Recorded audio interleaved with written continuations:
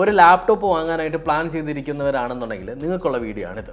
അതായത് ഇന്ന് നമ്മുടെ കയ്യിലുള്ളത് ലെനോവോയുടെ ഐഡിയാപാഡ് സ്ലിം 5 എന്ന് പറഞ്ഞിട്ടുള്ള ലാപ്ടോപ്പാണ്. നിങ്ങളൊരു പ്രൊഡക്റ്റീവ് ആയിട്ടുള്ള ജോലി ചെയ്യുന്ന ആളുകളാണ്. അതായത് നിങ്ങൾ ഓഫീസ് വർക്ക് ചെയ്യുന്നവരാവാം, ഒരു ഡിസൈനിങ് ഇൻഡസ്ട്രിയിലുള്ളവരായിരിക്കാം, അല്ലെങ്കിൽ ഗ്രാഫിക് ഡിസൈനിങ് ഇൻഡസ്ട്രിയിലുള്ളവരായിരിക്കാം. അങ്ങനെയാണെന്നുണ്ടെങ്കിൽ നിങ്ങൾക്ക് വേണ്ടിയിട്ടുള്ള വീഡിയോ ആണിത്. എൻ്റെ കയ്യിലുള്ളത് ലെനോവോയുടെ ഐഡിയാപാഡ് സ്ലിം 5 എന്ന് പറഞ്ഞിട്ടുള്ള ഒരു ഇൻറ്റൽ 12th ജെൻ പ്രൊസസ്സറോട് കൂടി വരുന്ന ലാപ്ടോപ്പാണ്. ഈ ലാപ്ടോപ്പിൻ്റെ വിശേഷങ്ങളാണ് ഈ വീഡിയോയിൽ പറയുന്നത്. നമ്മളടുത്ത് ഒരുപാട് പേര് ചോദിച്ചിട്ടുള്ളൊരു കാര്യമാണ് ലാപ്ടോപ്പിൻ്റെ വീഡിയോ ഒക്കെ ഇടണം, ലാപ്ടോപ്പിൻ്റെ റിവ്യൂസ് ഒക്കെ ഇടണം. പൊതുവേ നമുക്ക് ലാപ്ടോപ്പിൽ കിട്ടാനുള്ള പ്രശ്നം കൊണ്ടാണ് നമ്മൾ ഇത്രയും നാൾ ഇടാതിരുന്നത്. ഇനി അങ്ങോട്ടുണ്ടാവും. ലാപ്ടോപ്പ് വന്ന പെട്ടിക്കകത്ത് നോക്കിക്കഴിഞ്ഞാൽ ആരും വായിക്കാത്ത ഒരു പേപ്പർ വർക്ക് ഉണ്ട്. പിന്നീട് 65 വാട്ട്സിൻ്റെ ഒരു ടൈപ്പ് സി 3-pin ചാർജർ ഉണ്ട്. ടൈപ്പ് സി പോർട്ട് ഉണ്ട്. അതുകൊണ്ട് തന്നെ നിങ്ങൾക്ക് ഒരു PD ചാർജർ ഉണ്ടെങ്കിൽ അത് വെച്ച് നിങ്ങൾക്ക് ചാർജ് ചെയ്യാനായിട്ട് പറ്റും. ലാപ്ടോപ്പ് ഫിസിക്കലി നോക്കുന്ന സമയത്ത് അതിൻ്റെ അകത്തുള്ള പോർട്ടുകൾ ഭയങ്കര ഇമ്പോർട്ടൻ്റ് ആണല്ലോ. 2 USB 3.2 Gen 1 പോർട്ട് ഇതിനകത്ത് കൊടുത്തിട്ടുണ്ട്. അത് ഉപയോഗിച്ച് നമുക്ക് നമ്മുടെ ലാപ്ടോപ്പിനെ ചാർജ് ചെയ്യാനും സാധിക്കും. പിന്നീട് ഡേറ്റ ട്രാൻസ്ഫർ ചെയ്യുന്ന സമയത്തും അതുപോലെ തന്നെ ഡിസ്പ്ലേ ഔട്ട്പുട്ടായിട്ട് നിങ്ങൾക്ക് യൂസ് ചെയ്യാൻ പറ്റുന്ന പോർട്ടുകളാണ് ഇത് രണ്ടും. പിന്നീട് നമുക്ക് ഒരു HDMI കൊടുത്തിട്ടുണ്ട്, ഒരു ഹെഡ്ഫോൺ ജാക്ക് കൊടുത്തിട്ടുണ്ട്, ഒരു SD കാർഡ് സ്ലോട്ട് കൊടുത്തിട്ടുണ്ട്, 2 USB 3.2 ടൈപ്പ് എ പോർട്ട് കൊടുത്തിട്ടുണ്ട്. അപ്പോൾ പോർട്ടിന്റെ കാര്യത്തിലൊന്നും ഒരു തരത്തിലുള്ള കുറവുകൾ അവർ കൊണ്ടുവന്നിട്ടില്ല. വേറൊരു ഇൻട്രസ്റ്റിംഗ് ആയിട്ടുള്ള കാര്യം നോക്കിക്കഴിഞ്ഞാൽ ഈ ലാപ്ടോപ്പിന്റെ 2 ടൈപ്പ് എ പോർട്ടുകൾ വരുന്നില്ലേ, ഇതൊരു ഓൾവേസ് ഓൺ പോർട്ടാണ്. ലാപ്ടോപ്പ് ഓഫ് ആയിരിക്കുന്ന സമയത്തും നിങ്ങൾക്ക് ഇതിൻ്റെ അകത്ത് USB കേബിൾ കണക്ട് ചെയ്തിട്ട് ഫോൺ ചാർജ് ചെയ്യാനും അല്ലെങ്കിൽ പവർ ബാങ്ക് ചാർജ് ചെയ്യാനൊക്കെ ഉപയോഗിക്കാം. നല്ലൊരു പരിപാടിയല്ലേ? ഫിസിക്കലി നോക്കുമ്പോൾ വളരെ സിമ്പിൾ ആയിട്ടുള്ളൊരു ഡിസൈൻ ഫാക്ടറാണ് ലെനോവോ കൊണ്ടുവന്നിട്ടുള്ളത്. ടിപ്പിക്കലായിട്ട് നമുക്കറിയാം ലെനോവോയുടെ ലാപ്ടോപ്പുകൾ എങ്ങനെയൊക്കെയാണ് വരാറുള്ളത് എന്നുള്ളത്. ആ ഒരു സ്റ്റൈലിൽ തന്നെയാണ് കൊണ്ടുവന്നിട്ടുള്ളത്. ലാപ്ടോപ്പ് എന്നൊക്കെ പറയുന്ന സമയത്ത് തന്നെ നിങ്ങളെല്ലാവരുടെയും ആദ്യത്തെ ക്വസ്റ്റ്യൻ, ചേട്ടാ പെർഫോമൻസ് എങ്ങനെയാണ്? പെർഫോമൻസിൻ്റെ കാര്യം പറയുമ്പോൾ ഈ ഒരു ലാപ്ടോപ്പിൻ്റെ മെയിൻ പെർഫോമൻസ് വരുന്നത് ഇൻറ്റലിൻ്റെ ഒരു i5 12th gen പ്രൊസസ്സറാണ്. 16 GB DDR4 RAM ആണ് ഇതിനകത്ത് കൊടുത്തിട്ടുള്ളത്. നിങ്ങൾക്ക് അപ്ഗ്രേഡ് ചെയ്യാനൊന്നും പറ്റില്ല. പക്ഷേ അത്യാവശ്യം എല്ലാ വർക്കുകളും കാര്യങ്ങളൊക്കെ നിങ്ങൾക്ക് 16 GB തന്നെ ചെയ്യാനായിട്ട് പറ്റും. 16 GB മോർ ദാൻ എനഫ് ആണ്. 512 GB Gen 4 SSD ആണ് ഇതിനകത്ത് ഉപയോഗിച്ചിട്ടുള്ളത്. ഐറിസിൻ്റെ ഇൻറ്റഗ്രേറ്റഡ് ഗ്രാഫിക്സും ഇതിനകത്ത് കൊണ്ടുവന്നിട്ടുണ്ട്, അതായത് ഇൻറ്റൽ ഐറിസ്. അപ്പോൾ ടോട്ടലി പെർഫോമൻസിൻ്റെ കാര്യത്തിൽ മെയിനായിട്ട് എടുത്ത് പറയേണ്ടത് ഇത്രയും കാര്യങ്ങളാണ്. ഇൻറ്റൽ 12th ജെൻ ആയതുകൊണ്ട് തന്നെ കഴിഞ്ഞ വർഷത്തെ 11th ജെൻ സീരീസിനെ വെച്ച് കമ്പയർ ചെയ്യുമ്പോൾ പെർഫോമൻസിന്റെ ഭാഗത്തും എഫിഷ്യൻസിയുടെ ഭാഗത്തും നല്ലൊരു ഇംപ്രൂവ്മെന്റ് നമുക്ക് കിട്ടുന്നുണ്ട്. നമ്മുടെ ഈ ലാപ്ടോപ്പിനകത്ത് കൊടുത്തിട്ടുള്ള i5ന്റെ 1235U എന്ന് പറഞ്ഞിട്ടുള്ള പ്രോസസ്സറിൽ 2 പെർഫോമൻസ് കോറും അതുപോലെ തന്നെ 8 എഫിഷ്യൻസി കോറും ആണ് കൊടുത്തിട്ടുള്ളത്.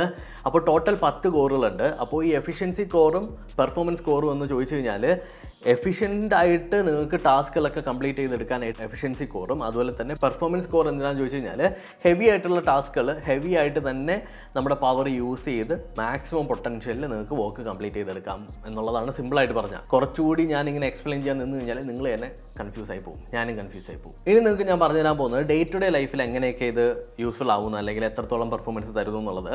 നിങ്ങളിപ്പോൾ ക്രോമിലൊക്കെ ഇഷ്ടംപോലെ ബ്രൗസ് ചെയ്യുന്നവരാണെന്നുണ്ടെങ്കിൽ അത്യാവശ്യം നല്ലതായിട്ട് നിങ്ങൾക്ക് യൂസ് ചെയ്യാൻ പറ്റും.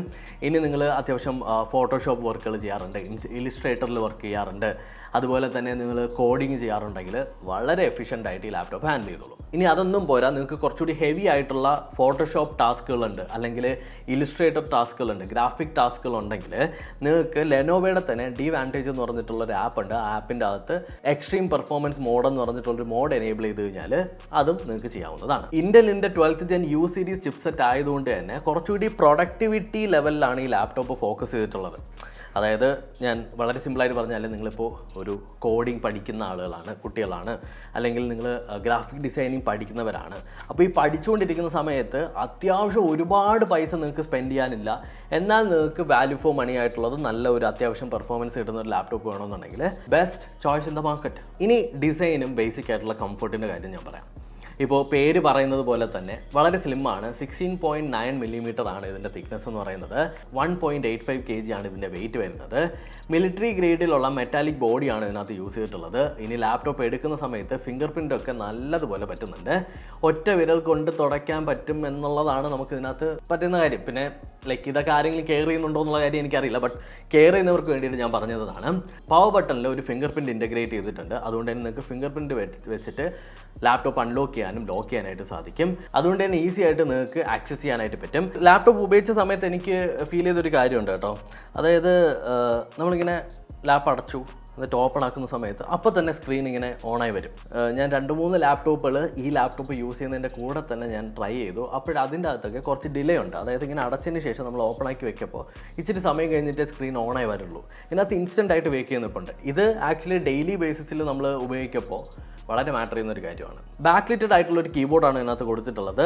കുറച്ച് ലെഫ്റ്റ് ചേർന്നിട്ടാണ് ഇതിൻ്റെ ട്രാക്കിംഗ് പാഡ് അവർ കൊണ്ടുവന്നിട്ടുള്ളത്. ട്രാക്കിംഗ് പാഡ് കൈയൊന്നും ഇക്ലി ആവത്തൊന്നുമില്ല. ഞാൻ പണ്ട് പറഞ്ഞതുപോലെ വളരെ കംഫർട്ടബിൾ ആയിട്ടുള്ളതാണ്. ആൻഡ് ടൈപ്പിങ്ങിനും അത്യാവശ്യം ഓക്കെ ആയിട്ടുള്ളൊരു കീബോർഡുമാണ് ലെനോവോ കൊടുത്തിട്ടുള്ളത്. 15.6 ഇഞ്ചിൻ്റെ ഒരു full HD IPS 60 Hz refresh rate വരുന്നൊരു ഡിസ്പ്ലേ ആണുള്ളത്. 300 നിറ്റ്സ് ആണ് ഇതിൻ്റെ പീക്ക് ബ്രൈറ്റ്നസ് എന്ന് പറയുന്നത്.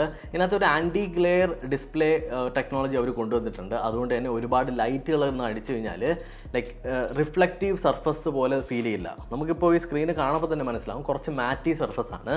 വേറെ ലൈറ്റുകൾ വന്ന് റിഫ്ലക്റ്റ് ചെയ്ത് നിങ്ങളുടെ വർക്കിനെ ഒരിക്കലും ബാധിക്കില്ല. ഒരു ലാപ്ടോപ്പ് ഉണ്ടല്ലോ ശരിക്കും അടിപൊളിയാണോ ഇല്ലയെന്നൊക്കെ നിർണ്ണയിക്കുന്നത് അതിൻ്റെ ബാറ്ററി ബാക്കപ്പാണ്. പക്കയായിട്ട് ഞാൻ പറഞ്ഞുതരാം. കാര്യം എന്ന് വെച്ചാൽ നിങ്ങളിപ്പോൾ ഒരു ലാപ്ടോപ്പും കൊണ്ട് എവിടെയെങ്കിലും പോയി വർക്ക് ചെയ്യുന്നു, ഒരു അരമണിക്കൂർ വർക്ക് ചെയ്ത ഉടനെ നിങ്ങളുടെ ബാറ്ററി തീരുന്നു എന്ന് പറഞ്ഞാൽ ആ ലാപ്ടോപ്പിനെ കൊണ്ട് ഒരു ഗുണവുമില്ല. ലൈക്ക് കണ്ടിന്യൂസ് ആയിട്ടുള്ള പവർ കൊടുക്കണ്ട, നിങ്ങൾക്ക് വളരെ പോർട്ടബിളായിട്ട് എടുക്കാൻ പറ്റും, അല്ലെങ്കിൽ കൊണ്ടുപോകാൻ പറ്റും, വർക്ക് ചെയ്യാൻ പറ്റും എന്നുള്ളതാണ് ഒരു ലാപ്ടോപ്പിൻ്റെ ഏറ്റവും വലിയ ഗുണം. ഈ ഒരു ലാപ്ടോപ്പിന് അത് നിങ്ങൾ ഹെവി ടാസ്ക് ചെയ്ത് കഴിഞ്ഞാൽ കണ്ടിന്യൂസ് ആയിട്ട് നിങ്ങൾക്ക് ഒരു 2 hours to 3 hours വരെ ഹെവി ടാസ്കിൽ നിങ്ങൾക്ക് ചെയ്യാനായിട്ട് പറ്റും. It depends on how much power you are using. ഇപ്പോൾ ഇല്ലുസ്ട്രേറ്ററിലുള്ള നല്ലൊരു റെൻഡറിങ് പ്രോസസ്സ് ആണെന്നുണ്ടെങ്കിൽ അതിനനുസരിച്ച് ബാറ്ററി എടുക്കും. ഇനി ബാറ്ററി കയറാനായിട്ട്, അതായത് ചാർജ് കയറാനായിട്ട് 18% നിന്ന് 100% ആവാനായിട്ട് ഏകദേശം 2-2.25 മണിക്കൂറോളം ഈ ഒരു ലാപ്ടോപ്പിൽ എടുക്കുന്നുണ്ട്. അപ്പോൾ ചാർജിങ് ടൈം കുറച്ച് കൂടുതലാണ്. ഇനി ഫ്രണ്ട് ഫേസിങ് സ്പീക്കേഴ്സ് ഇതിനകത്ത് കൊടുത്തിട്ടുണ്ട്. അത്യാവശ്യം നല്ല സൗണ്ട് ഉണ്ട്. അതുപോലെ തന്നെ ലെനോവോയുടെ വിൻറ്റേജ് ആപ്പിൽ കയറിക്കഴിഞ്ഞാൽ ഡോൾബി ഓഡിയോ സപ്പോർട്ട് ചെയ്യുന്നുണ്ട്. അപ്പോൾ നിങ്ങൾക്ക് കുറച്ചുകൂടി ഒരു ബെറ്റർ ഓഡിയോ എക്സ്പീരിയൻസ് ഈ ഒരു ലാപ്ടോപ്പിൽ നിന്ന് പ്രതീക്ഷിക്കാം. 1080pയുടെ ഒരു വെബ് ക്യാം ആണ് ഇതിനകത്ത് കൊടുത്തിട്ടുള്ളത്. Which is nice. ലൈക്ക് ഒരുപാട് പ്രശ്നങ്ങളൊന്നും തോന്നുന്നില്ല. നിങ്ങൾക്ക് യൂസ് ചെയ്ത് നോക്കുന്ന സമയത്ത് അത്യാവശ്യം നല്ല രീതിക്ക് നിങ്ങൾക്ക് മീറ്റുകളും അല്ലെങ്കിൽ മീറ്റിംഗ്സിലും സൂമിലും ഒക്കെ നിങ്ങൾക്ക് യൂസ് ചെയ്യാനായിട്ട് പറ്റുന്നുണ്ട്. വേറെ ഇഷ്യൂസ് ഒന്നും തോന്നുന്നില്ല. ഈ ഒരു വെബ് ക്യാമിന് ഒരു പ്രത്യേകതയുണ്ട്. നിങ്ങൾക്ക് ലെനോവോയുടെ ഒരു പ്രൈവസി ഷട്ടർ കിട്ടുന്നുണ്ട്. അത് വെച്ച് നിങ്ങൾക്ക് വേണമെങ്കിൽ വെബ് ക്യാം ക്ലോസ് ചെയ്തും ഓപ്പൺ ചെയ്ത് വെക്കാൻ പറ്റും. നിങ്ങൾക്ക് ഉപയോഗമില്ലാത്ത സമയത്ത് വെബ് ക്യാം ക്ലോസ് ചെയ്ത് വെക്കുന്നതാണ് ഏറ്റവും സേഫ്. അപ്പോൾ ഈ ഒരു പ്രൈവസി ഷട്ടർ എസ്പെഷ്യലി എനിക്കൊക്കെ തോന്നിയിട്ടുള്ളത് ഒരുപാട് ഇമ്പോർട്ടൻ്റ് ആണ്. അപ്പോൾ ഇത്രയാണ് നമ്മുടെ ലെനോവോയുടെ ഐഡിയാപാഡ് സ്ലിം 5 എന്ന് പറഞ്ഞിട്ടുള്ള ലാപ്ടോപ്പിനെ കുറിച്ചിട്ടുള്ളത്. ഇതിൻ്റെ പ്രൈസിനെ പറ്റി പറയണ്ടേ, 69,990 രൂപയാണ് ഇപ്പോൾ ഉള്ള പ്രൈസ്. ഈ ഒരു റേഞ്ചിൽ വളരെ കോമ്പറ്റീറ്റീവ് ആയിട്ടുള്ള ഫീച്ചേഴ്സും ഒരു കോമ്പറ്റീറ്റീവ് ആയിട്ടുള്ള ഒരു ലാപ്ടോപ്പ് തന്നെയാണ് ലെനോവോ അവതരിപ്പിച്ചിരിക്കുന്നത്. നിങ്ങൾക്ക് ഒരുപാട് വെയിറ്റ് ഉള്ള ഒരു ഗെയിമിംഗ് ലാപ്ടോപ്പിനേക്കാളും കുറച്ചൊരു സ്ലിം ആയിട്ടുള്ള കുറച്ച് പ്രൊഡക്റ്റീവ് ആയിട്ടുള്ള ഒരു ലാപ്ടോപ്പാണ് നിങ്ങൾ നോക്കുന്നതെന്നുണ്ടെങ്കിൽ ഇത് ബെസ്റ്റ് ഓപ്ഷൻ ആയിരിക്കും. പിന്നെ ലെനോവോ എന്ന ബ്രാൻഡിനെ കുറിച്ച് പറയുകയാണെന്നുണ്ടെങ്കിൽ നല്ല സർവീസ് സെൻറ്റേഴ്സ് ലെനോവോയ്ക്ക് ഉണ്ട്. അതുപോലെ തന്നെ ഇപ്പോൾ എനിക്ക് കേരളം മൊത്തം നോക്കിക്കഴിഞ്ഞാലും അത്യാവശ്യം ഒരുപാട് സർവീസ് സെൻറ്ററുകൾ ലെനോവോയ്ക്ക് ഉള്ളതുകൊണ്ട് എന്തെങ്കിലും ഒരു ഇഷ്യൂ ഇനി ഭാവിയിൽ ഉണ്ടായിക്കഴിഞ്ഞാൽ നിങ്ങൾക്ക് കൊണ്ട് റിപ്പയർ ചെയ്തെടുക്കാനായിട്ട് പറ്റും. അപ്പോൾ മേടിക്കാനായിട്ട് താല്പര്യമുള്ളവർക്ക്, ഈ ഒരു ലാപ്ടോപ്പ് വാങ്ങാനായിട്ട് വളരെ താല്പര്യമുള്ളവർക്ക് ലിങ്ക് ഞാൻ ഡിസ്ക്രിപ്ഷനിൽ കൊടുത്തിരിക്കാം. ആരടുത്ത് ഞാൻ ഫോഴ്സ് ചെയ്ത് പറയുന്നില്ല അതിൽ ക്ലിക്ക് ചെയ്യാനായിട്ട്. നിങ്ങളുടെ ഇഷ്ടമാണ്. ബിക്കോസ് നിങ്ങളാണ് പൈസ സ്പെൻഡ് ചെയ്യുന്നത്. പക്ഷേ എൻ്റെ ഒരു ആവശ്യം എന്താണെന്ന് വെച്ചാൽ ഒരിക്കലും നിങ്ങൾ അനാവശ്യമായിട്ട് പൈസ സ്പെൻഡ് ചെയ്യരുത്. ഇതിൻ്റെ അകത്ത് എനിക്ക് ഫീൽ ചെയ്തിട്ടുള്ള കാര്യം ഞാൻ വളരെ ഓപ്പണായിട്ട് നിങ്ങളടുത്ത് പറഞ്ഞിട്ടുണ്ട്. ഇനി എന്തെങ്കിലും ഡൗട്ട് ഇതിൻ്റെ അകത്തുണ്ടെങ്കിൽ നിങ്ങൾക്ക് ഓപ്പണായിട്ട് കമൻറ്റ് സെക്ഷനിൽ കമൻറ്റ് ചെയ്യാം. ഞാൻ അതിനെല്ലാം റിപ്ലൈ തരുന്നതായിരിക്കും. ഈ വീഡിയോ ഇഷ്ടപ്പെട്ടു എന്ന് തന്നെയാണ് ഞാൻ കരുതുന്നത്. ഇഷ്ടപ്പെട്ടിട്ടുണ്ടെങ്കിൽ ലൈക്ക് ചെയ്യുക, ഷെയർ ചെയ്യുക, സബ്സ്ക്രൈബ് ചെയ്യുക. അടുത്ത ഒരു ടെക്നോളജി വീഡിയോയിൽ വീണ്ടും കണ്ടുമുട്ടുന്നതായിരിക്കും. ബൈ.